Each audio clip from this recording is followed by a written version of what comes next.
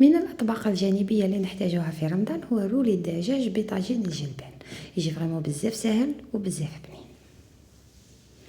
عندي هنا الجلبان ودرت معاه 2 حبات ولا 3 تاع الزروديه، نقطعوها دوائر كيما هاك. وللرولي عندي بولياشي، حكمت نصف صدر دجاج وطحنته. عندي كميه قليله من لا فيانداشي، بصل مقطع رقيق، معدنوس وثوم.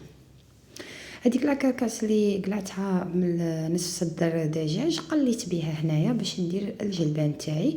ولا تنجموا ديروا قطعه تاع دجاج.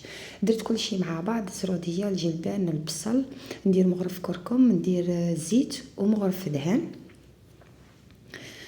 وندير عود تاع قرفه صغير. نقلي كل شيء مع بعض وندير كميه قليله بقيس ما يطيب الجلبان. نحتاجو يعني المرقه تكون مجمره. وفيما يخص الرولي تاعنا، جبت هنايا نصف صدر الدجاج هو البولياشي تاعنا، درت له البصل، درت له معدنوس، ربيت عليه 2 سنات ولا 3 تاع الثوم، درت مغرف دهان باش يجيكم مطري بزاف من الداخل، و2 مغارف كبار تاع لا شابلور. فيما يخص لي زيبيس، درت كركم، ملح ولا مرق دجاج، ديروا سكنجبير وديروا توابل الدجاج.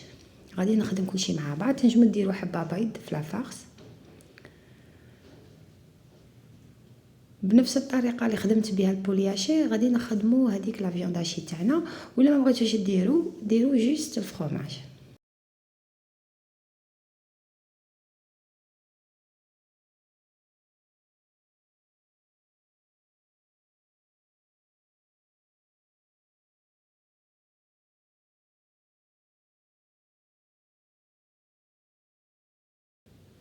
جبت هنا بابي الفيلم ايا وحطيت هذاك لو بولياشي تاعي، جيسي باش نحل هكا مستطيل، نديرها كاع كيف كيف.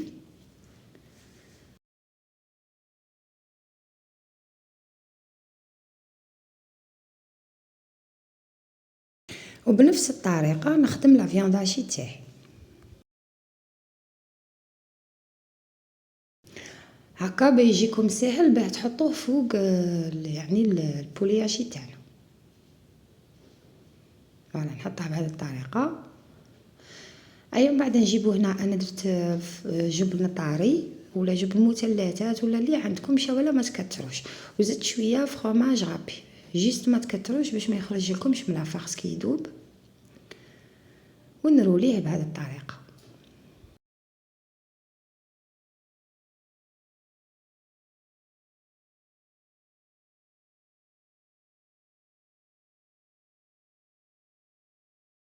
فوالا ابخي لي رولي تنسقمه في الجوانب، ونرولي الرولي تاعنا ونحزموه بهذه الطريقه في الجانبين.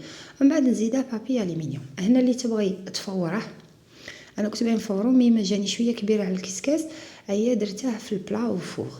جبت لو بلا هنايا وفرغت فيه شويه ماء ودخلته وفوغ يطيب.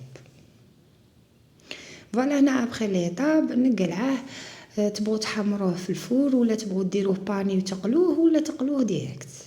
بهذه الطريقه نحمروه في كامل الجهات. فوالا هنا لو بريفيرونس تخلوه حتى يبرد باش تقطعوه.